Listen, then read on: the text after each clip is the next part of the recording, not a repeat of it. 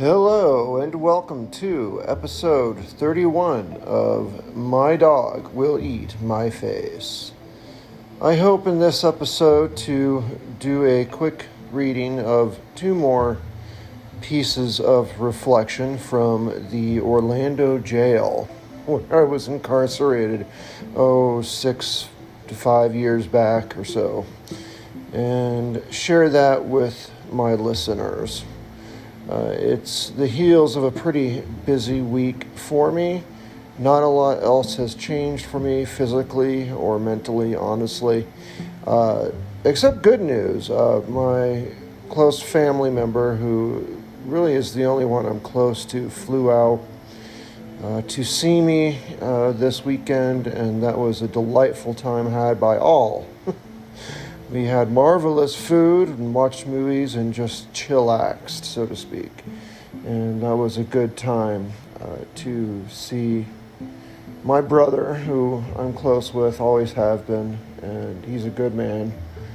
And so it was very nice of him to take time out of his busy schedule and fly out just to see little old me and to say hi. So I'm not just sitting here by myself withering away. So that was quite nice and quite enjoyable, and lots of laughter and fun. So I don't have much to complain about. On the heels of that, had a good time, and I'm feeling fairly okay. As good as I could feel, I guess. Still in tons of pain in my legs and edema and bloating and all the other fun stuff that comes with heart failure. Shortness of breath, of course, everything else is still there, but relatively speaking, it's just another day of those things. It's not really worse, nor is it worse than necessarily in the last couple weeks, which is good, so it's kind of plateaued. My decline, as it was described to me, and seems to be panning out as a series of dips followed by sort of a flattening, like I said, a plateau perhaps of stability, and then that's followed by another series of declines, and then that's followed by some stability, then by declines, etc. So some days are kind of better than others, but overall, if you were to track forward, it would just show a lot of descent in health and how I'm feeling. But on weeks and days where I do feel a little bit better and at least I'm stable and able to enjoy the day, I count that as feeling well and count that as a good thing. So I don't have much new with respect to my health. I did get sick, unfortunately, last week with my immune system fighting its way through all this. And that was quite the bear. Had the fever and chills and all that. Perhaps I had the Omicron, I don't know. But that wasn't fun. But it did get better. I got better. And it passed, so I'm not complaining about that now. It just is what it is. And you know what? Even while you're dying, you're still going to get sick. That's one thing I've learned. You're still not immune to all the other bugs and bacteria and viruses out there. So, all that being said, this week I'm going to do, as I already mentioned, share two readings from my meditations at the Orlando prison. And I've picked a couple of topics that I wrote on. Again, how the structure was, they gave us one word to reflect upon and about 20 minutes to 30 minutes or so to meditate on it or write about that one word. And so the first word that I'm going to touch on here in this episode is the word integrity.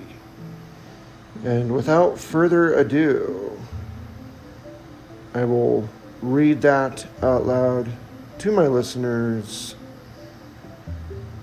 henceforth.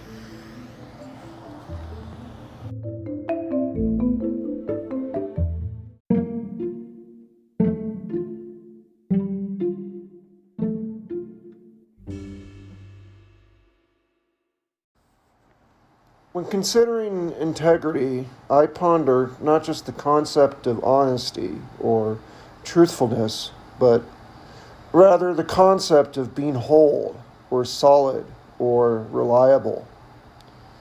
This underscores the fact that integrity is not just the result of a singular act, but is rather a state of being, a process with no terminus. When I consider my recent past, I note how my general character suffered. I was not intact, nor whole, nor solid. The reasons for these states were many, and it'd be lazy to attribute this to mere dishonesty. My sense of self was crumbling. My virtues of loyalty, courage, reliability, rationality, and honesty all suffered. Ergo, my integrity, my wholeness suffered and collapsed. One must therefore not think of integrity as a single act, nor even a primary state. It is a process exercised without rest, and is the secondary state derived from the strength of one's virtues practiced each and every day. It is the refined metal of the ore extracted from daily life.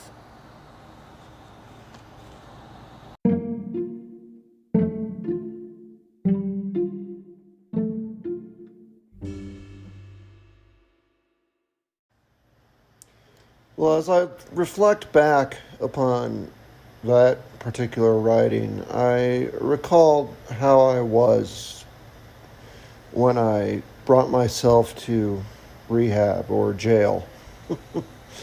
Keep in mind, I was struggling with my marriage and trying to shore it up.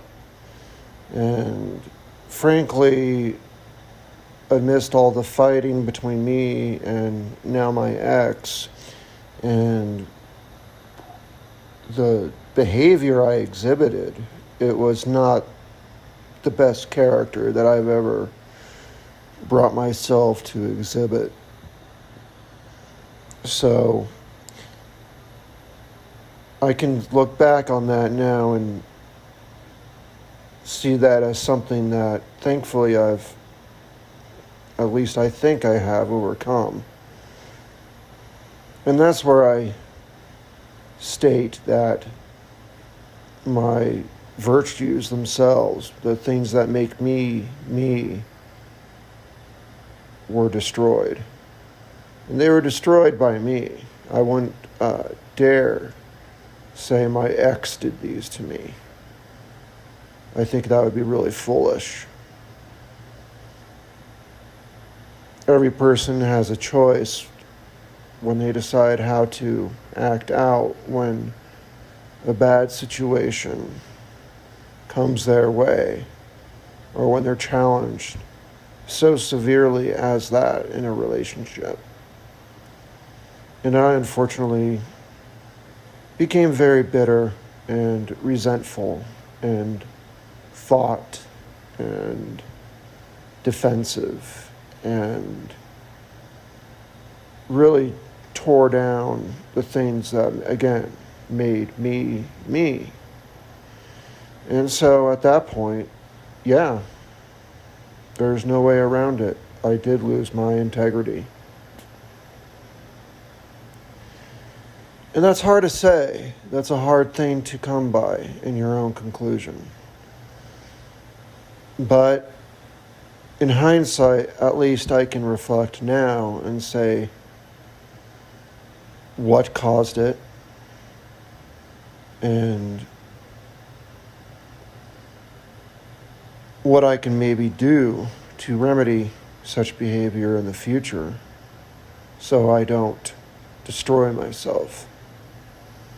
So, It was a good reflection, needless to say. It wasn't a raw feeling, certainly, towards myself. I was not proud to come to that conclusion that I did this to myself. But I think that was obviously the first step in building myself back. And I think I'm right. I still think I'm right that the way to build back that integrity is through your daily actions, your virtues, your undertakings, every single minute, every single hour, every single day. The things you do matter. If I certainly believe that everything you do echoes an eternity, that underscores how important it is that you do things that are essentially good, for lack of a better word. So, I think that was a state that can really fall upon anyone. It could fall upon me again at any time, honestly. I just have to maintain the virtues that make me, me, and remain solid and whole each and every day. And that's the only way to maintain my integrity and wholeness. And so, with that, that's my hindsight now as I reflect on what I wrote then. I still think it's true. And if anything, it's a fair warning. We all have demons within us that can come out, and it's good to know what your demons are. Mine is very self-destructive, and I don't want those demons to again come out. I want to maintain my integrity.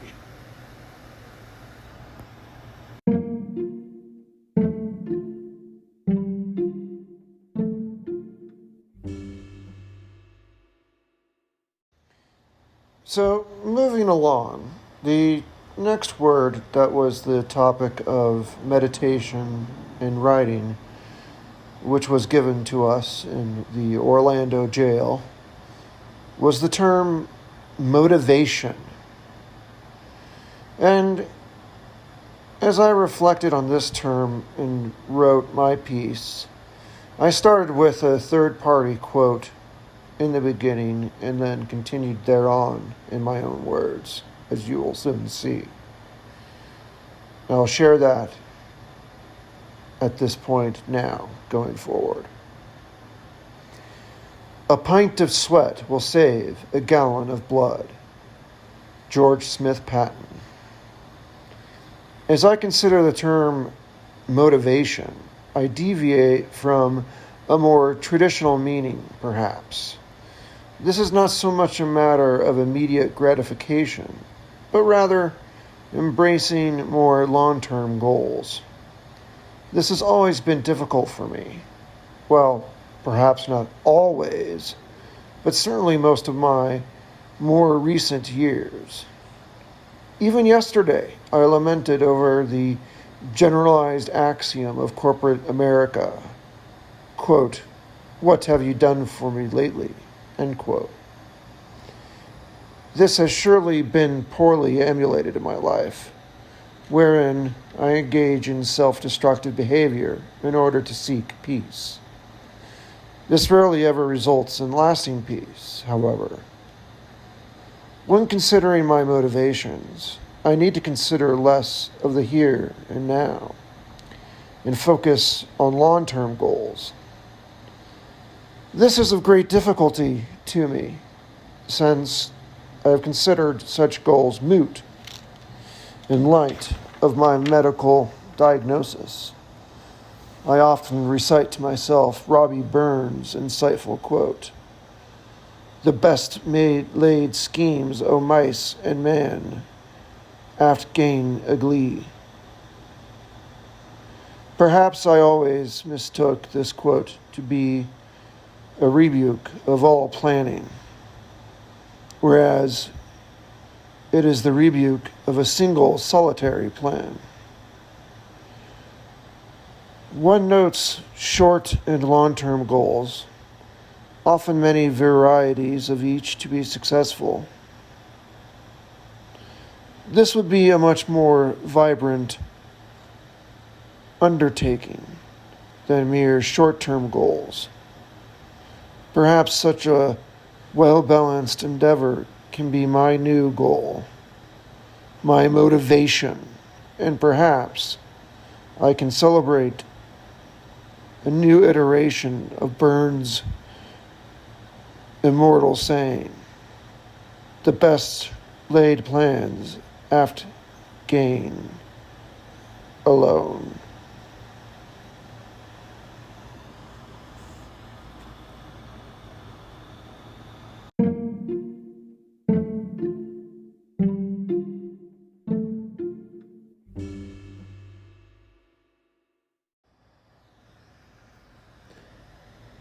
Now, as I reflect in hindsight of my writing here, one can see clearly my blight of dealing with my medical condition as far back as then. Certainly it goes back further than that. It goes back to my birth, after all. But only in recent years of my life was I more acutely aware of it as it manifested more in daily life and limited my abilities and those things that I thought I could do. And that's really what I think I'm discussing here in this reflection, where I say the best made plans often go awry, which is the more English version of Robbie Burns' quote. He originally wrote in Welsh, after all. But I have to reflect on that more even now, as my suffering has probably reached its zenith or close to it, and I'm facing a long downward decline to my demise. I'm facing a reality where pretty much any other plans I had are absolutely moot and are not going to go anywhere. But I like where I went with that. It's not a rebuke of planning per se. It's a rebuke of making a single solitary plan, saying, I will do this at this time on this day. That's just foolish. What might be better is to say, I may do this or that on this day, or maybe the next. And it might be at whatever time I choose. And if that fails, then I'll do this or that. And if that fails, then I'll seek another goal. That would be a better approach to life than having a solitary goal, a die-hard goal, a hill to die on. Because I'll tell you now, you will die on that hill eventually. And there's no reason to limit yourself to such a fate. I've tried my hardest to not do that to myself. In fact, as this shows in this writing, I really shunned planning and anything out, certainly like 5-year plans or anything beyond that. I knew it was just absolutely asinine for me to make a plan because I knew what was coming. I knew my health was declining, and I knew that eventually, soon, I'd be facing the curtain. And now, as I'm back in that position, I suppose I'm glad that I did think that way. Because I'm not lamenting or sullen over the fact that I failed to accomplish a particular thing, that I failed at any specific plan that I laid forward.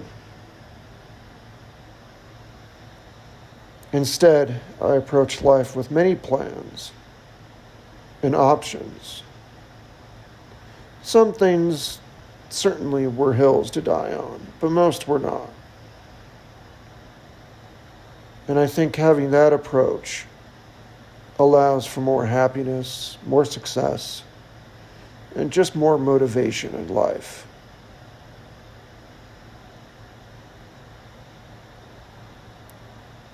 And so I think, with that being said,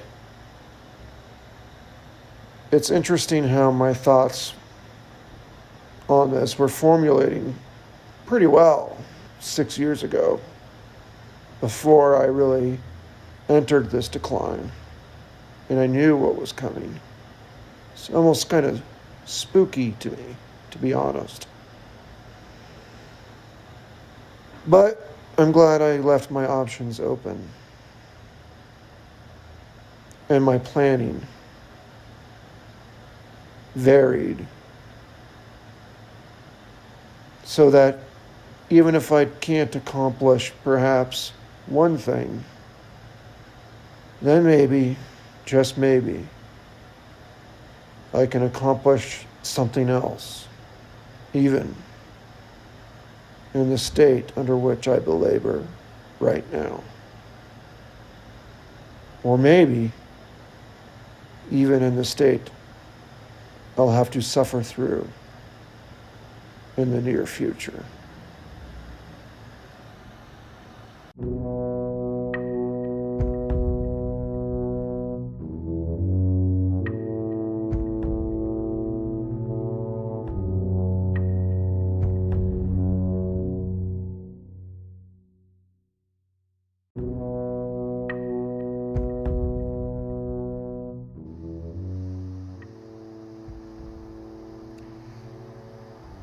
Well, with that, I think I'm going to go ahead and wrap up this week's episode of this podcast.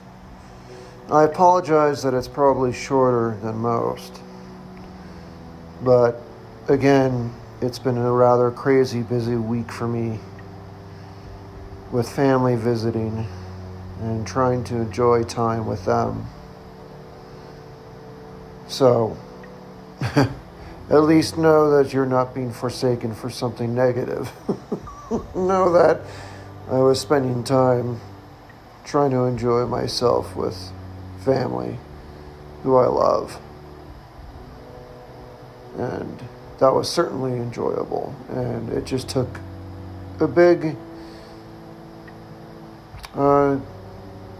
gap of my time to complete a thorough podcast. So, with that again being said, that will be the end of this week's podcast. And it might be the end, if not close to the end, of my sharing of reflections from Orlando jail as part of a 3-part series. I just might make it that instead of something ongoing. I don't know. I haven't decided yet. I haven't made the full plan yet. I'm making multiple plans in case one fails. So, there you have it. I'm learning from my own writing to plan for different outcomes. So that way, no matter what happens, I can at least do something that's enjoyable and something that I intentionally did and brought forth. So, with that being said, I want to thank all of you for listening to my little podcast out there on the internet. And I want to remind you to click on follow and turn on notifications so you're notified of future podcasts. And if you really want to support the podcast, I know it's free, but it does, clearly as I've stated here, take up time and some labor on my part. Labor that is hard to come by when you're suffering through heart failure in a slow, terrible decline.